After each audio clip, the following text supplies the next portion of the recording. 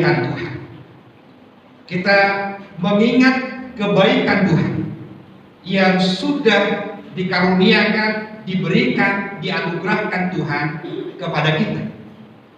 Karena orang yang mengingat kebaikan Tuhan, hidupnya bersyukur. Orang yang mengingat kebaikan Tuhan, hidupnya optimis, ada selalu semangat, disertai harapan. Nah, oleh karena itu Bapak Ibu Saudara, saya ingin kita melihat ini sebentar. Ya, ini ada 2 gelas. Isinya sama, setengah. Tapi cara orang melihat itu beda. Ada yang melihatnya setengah terisi, tetapi yang satu melihatnya sebagai setengah kosong. Satu fokus kepada isinya, satu fokus kepada kosongnya. Nah, orang yang mengingat kebaikan Tuhan, dia akan melihat isinya. Sedangkan orang yang cepat melupakan kebaikan, dia akan melihat ini kosong. Nah, tentu Bapak Ibu Saudara, sikapnya pun akan berbeda. Yang satu melahirkan ucapan syukur, yang satu melahirkan sungut. Tetapi kita percaya, dan saya percaya, bahwa kita semuanya mau mengingat kebaikan Tuhan. Karena mengingat kebaikan Tuhan itu mendatangkan berkat. Hati tenang, jiwa riang, hidup pun bergirang. Amin. Nah, mari kita membuka firman Tuhan di dalam Mazmur pasal 77 ayat 11 sampai ayat yang ke-15. Saya bacakan dan mari kita memperhatikan dengan sungguh-sungguh. Aku hendak mengingat perbuatan-perbuatan Tuhan. Ya, aku hendak mengingat keajaiban-keajaiban-Mu dari zaman purbakala. Aku hendak menyebut-nyebut segala pekerjaan-Mu dan merenungkan perbuatan-perbuatan-Mu. Ya Allah, jalan-Mu adalah kudus. Allah manakah yang begitu besar seperti Allah kami? Engkaulah Allah yang melakukan keajaiban. Engkau telah menyatakan kuasa-Mu di antara bangsa-bangsa. Dengan lengan-Mu Engkau telah menebus umat-Mu, Bani Yakub dan Bani Yusuf. Nah, Bapak Ibu Saudaraku yang terkasih di dalam Tuhan, inti dari firman Tuhan yang barusan kita baca dan dengarkan, bahwa pemazmur ini memiliki pergumulan. Dia gelisah, dia dalam keadaan kesusahan, karena dia merasa tertekan, hidupnya dimurkai Tuhan. Dia sedih, dia gelisah, dia merenung. Karena kondisi hidupnya dan kondisi di sekitarnya, atau mungkin juga kondisi keluarga dan bangsa. Tetapi di tengah keluh kesah dia, di dalam tengah kesedihan dia segera berubah sikap. Ketika dia mengeluh, dia mengatakan begini dalam ayat sebelumnya. Sudah lenyapkah untuk seterusnya kasih setianya? Telah berakhirkah janji itu berlaku turun-temurun? Sudah lupakah Allah menaruh kasihan atau ditutupnya rahmatnya karena murkanya? Dia berpikir keluh kesahnya, bebannya, pergumulannya oleh karena Tuhan murka. Oleh karena Tuhan sudah lupa akan kasih karunia dan rahmat. Tetapi segera dia menyadari bahwa Tuhan telah memberikan kebaikan. Dia segera sadar bahwa Tuhan itu adalah Allah yang penuh dengan kasih, yang tidak pernah lupa bahwa Ia tetap mengasihi. Sehingga pemazmur ini kemudian mengatakan, seperti yang tadi sudah saya bacakan, Engkaulah Allah yang melakukan keajaiban. Engkau telah menyatakan kuasamu di antara bangsa-bangsa. Dengan lenganmu engkau telah menebus umatmu Bani Yakub dan Bani Yusuf. Nah saudara, Bapak Ibu Saudara yang terkasih di dalam Tuhan, ketika kita mengubah cara berpikir, ketika kita mengubah cara kita melihat, maka kita bisa melihat antara gelas itu berisi atau gelas itu kita lihat sebagai yang kosong. Saya percaya kita semua sudah mengalami kebaikan Tuhan di dalam kehidupan kita. Itu sebabnya kita perlu mengingat apa yang sudah Tuhan perbuat hari kemarin, minggu yang lalu, bulan yang lalu, tahun yang lalu, 5 tahun yang lalu, 10 tahun yang lalu, bahkan sejak kita lahir ke dalam dunia ini. Tapi mungkin ada orang yang berkata, mana mungkin kita bisa mengingat semuanya itu? Bisa jadi masa kecil kita sudah lupa. Bisa jadi peristiwa anugerah perbuatan Tuhan dari masa-masa yang lampau kita sudah lupa. Tetapi karena perbuatan Tuhan itu begitu banyak di dalam kehidupan kita, mestinya akan selalu tersisa ingatan, akan tersisa kenangan apa yang sudah Tuhan perbuat di dalam kehidupan kita ini. Siapa yang pernah sakit? Saya pernah. Bapak Ibu pernah sakit? Nah, kita ada di sini, kita tarik nafas, kita buang nafas, kita hidup. Itu berarti kita mengalami kebaikan Tuhan, disembuhkan. Karena kalau tidak, kita sudah inna lillahi wa inna ilaihi raji'un. Tidak lagi kita berjumpa di sini. Siapa yang pernah terjepit? Siapa yang pernah direndahkan atau dihina? Siapa yang pernah dipecat? Siapa yang pernah menangis?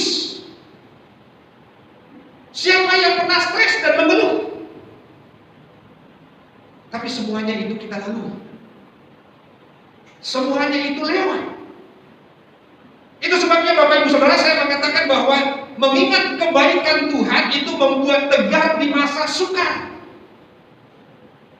Mengingat kebaikan Tuhan itu membuat tegar di masa sukar. Amin. Juga Bapak Ibu Saudara, bahwa mengingat kebaikan Tuhan membuat teguh di masa mengeluh. Juga Bapak Ibu Saudara, mengingat kebaikan Tuhan membuat kita beriman bahwa kasih setia Tuhan tetap selamanya. Itu sebabnya mengingat kebaikan Tuhan membuat hati kita senang, jiwa bergerak, hidup pun bisa menjadi bahagia. Saya mau menunjukkan kepada kita Bapak Ibu Saudara, Bridge Walker. Ini bocah yang lagi beritanya lagi viral di media sosial di internasional pada masa ini, baik di Facebook, di Twitter, Instagram, di berbagai media. Ya. Dia oleh Badan Tinju Dunia WBC diberi anugerah sabuk juara karena dikatakan inilah juara yang sesungguhnya. Bukan karena dia bertinju lalu menang, tetapi sikap dan perbuatan hidupnya itu yang menyebabkan dia dianggap sebagai pahlawan. Ceritanya begini Bapak Ibu Saudara, Bridge Walker ini punya adik kecil usia 3 tahun. Lalu suatu hari adiknya ini dikejar dan digigit oleh anjing, disebut sebagai anjing jalanan. Lalu kakaknya ini, Bridge Walker ini bertarung, berjuang menyelamatkan adiknya itu.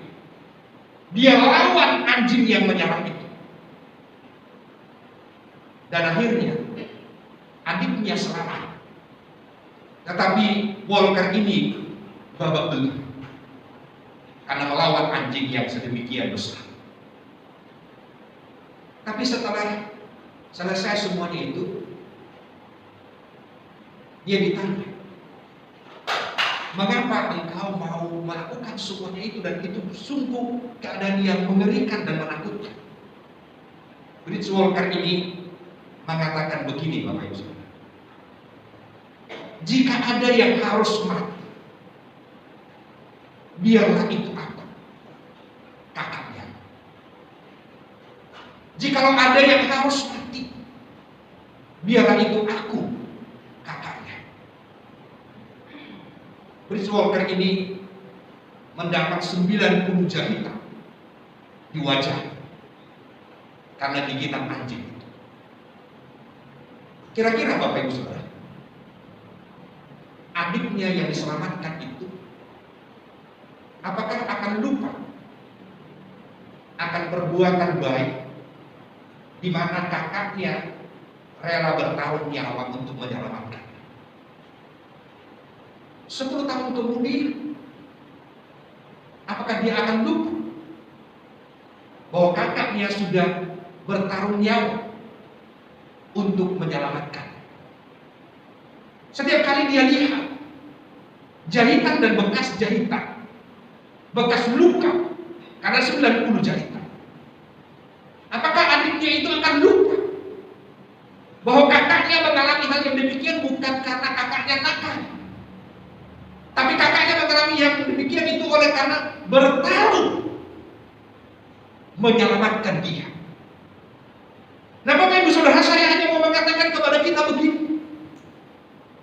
Kebaikan Tuhan yang kita sudah alami di dalam kehidupan ini, kalau kita menghitung berkat Tuhan, sungguh luar biasa. Kalau tadi saya bertanya siapa yang pernah sakit, siapa yang pernah terjepit, siapa yang pernah bersedih, siapa yang pernah menangis, siapa yang pernah mengeluh, siapa yang pernah stres. Kita ada sebagaimana kita ada sekarang. Kita sadari atau kita tidak sadari, ada tangan yang sudah terulur menolong kita. Dan itu adalah anugerah perbuatan Tuhan. Dan lagi Bapak Ibu Saudaraku yang terkasih di dalam Tuhan, bukti kebaikan Allah yang pertama, yang terutama adalah Ia mengampuni segala dosa kita. Ia rela mati untuk menyelamatkan kita. Tuhan tidak ingin kita binasa. Tuhan tidak ingin kita mati di dalam dosa dan kehilangan keselamatan. Tetapi Tuhan mau memberikan kepada kita keselamatan hidup yang kekal. Sehingga Tuhan berkata kepada dirinya, kalau ada yang harus mati untuk menyelamatkan manusia dari kebinasaan akibat dosa, aku Tuhan yang harus mati. Dan itu sebabnya Tuhan datang menjelma menjadi manusia. Tuhan yang kekal, Tuhan yang mulia, Tuhan yang tidak mungkin mati, Dia menjadi manusia. Dan sebagai manusia Dia bertarung sampai mati di atas kayu salib. Dia rela dihina, diolok-olok, ditinju. Dia rela dengan mahkota duri. Dia rela dihujat. Dia rela diludahi. Dia rela melakukan apa saja, apapun demi umatnya. Karena yang diinginkan oleh Tuhan bukan kematian, tetapi keselamatan. Itu sebabnya ayat ini, Roma 5 ayat yang ketiga mengatakan, akan tetapi Allah menunjukkan kasih-Nya kepada kita oleh karena Kristus telah mati untuk kita ketika kita masih berdosa. Bapak Ibu Saudaraku yang dikasihi oleh Tuhan, Tuhan Maha Kuasa. Jika Tuhan tidak buat musisat di dalam pergumulan perjalanan kehidupan kita, itu berarti Tuhan punya rencana yang baik. Tuhan Maha Kuasa. Jika Tuhan berkenan melakukan mukjizat dalam kehidupan kita, maka mukjizat itu akan terjadi. Yang penting kita sungguh-sungguh dan sungguh-sungguh percaya kepada Dia. Tidak ada mukjizat tetap sungguh percaya kepada Dia, ada mukjizat tetap sungguh percaya kepada Dia, karena apa yang sudah Tuhan lakukan di dalam masa lalu perjalanan kehidupan kita, itu sudah lebih daripada cukup untuk mengatakan betapa Tuhan baik, betapa kasih setianya tak berkesudahan, betapa Tuhan mengasihi saya, betapa Tuhan mengasihi kita. Bukankah yang terbaik sudah dilakukan oleh Tuhan dengan pengorbanan yang di atas kayu salib demi pengampunan dosa dan keselamatan hidup yang kekal? Dia relakan. Itu saja sudah lebih daripada cukup. Seorang cucu berkata kepada Mbah putrinya, dia mengatakan, "Baik, ngapain toh ke gereja? Toh Mbah sudah lupa kok khotbah minggu yang lalu. Mbah, ngapain toh rajin baca Alkitab? Toh Mbah sudah lupa, setelah dibaca lupa. Apalagi bulan lalu, tahun lalu, 10 tahun yang lalu. Ya udah toh Mbah, daripada capek-capek, udah usah ke gereja terus, udah usah baca Alkitab terus. Toh setelah dilakukan lupa." Lalu mbahnya ini mengatakan kepada cucunya, "Cu, kamu ingat gak apa makanan yang diberikan oleh ayah dan ibumu 5 tahun yang lalu?" "Oh, gak tahu Mbah, udah 5 tahun yang lalu ya gak tahu, udah lupa, ya gak ingat."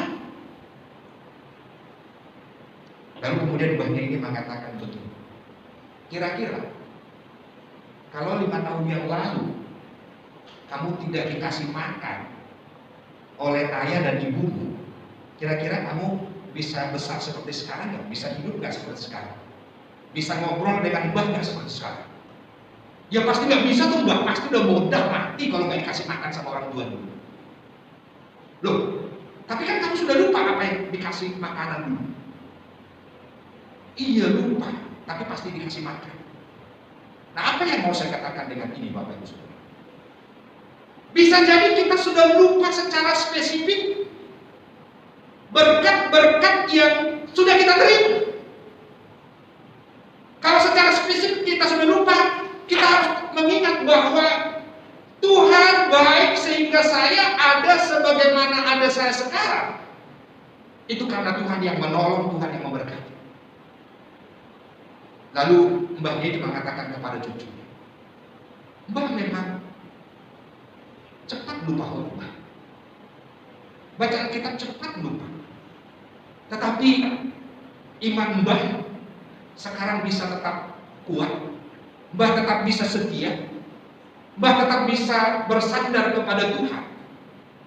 Oleh karena Mbah melakukan terus ibadah terus, baca Alkitab terus, berdoa terus. Dan itulah yang membuat Mbah hidup rohani, bahagia, bergirang, bersemangat, optimis, karena Mbah tahu Tuhan itu baik. Dan Mbah gak mungkin melupakan kebaikan. Dan ketika saya ingat Tuhan itu baik, itu sudah lebih daripada cukup untuk saya bersyukur kepada Tuhan daripada mengeluh. Bapak Ibu Saudaraku yang dikasihi Tuhan, ingat kebaikan Tuhan, ingat kasih-Nya, pasti engkau lega dan bersyukur. Amin. Oleh karena itu Bapak Ibu Saudaraku yang dikasihi oleh Tuhan, ketika hari ini kita mendengar firman Tuhan, ingat kebaikan-Nya, mengingat kebaikan Tuhan.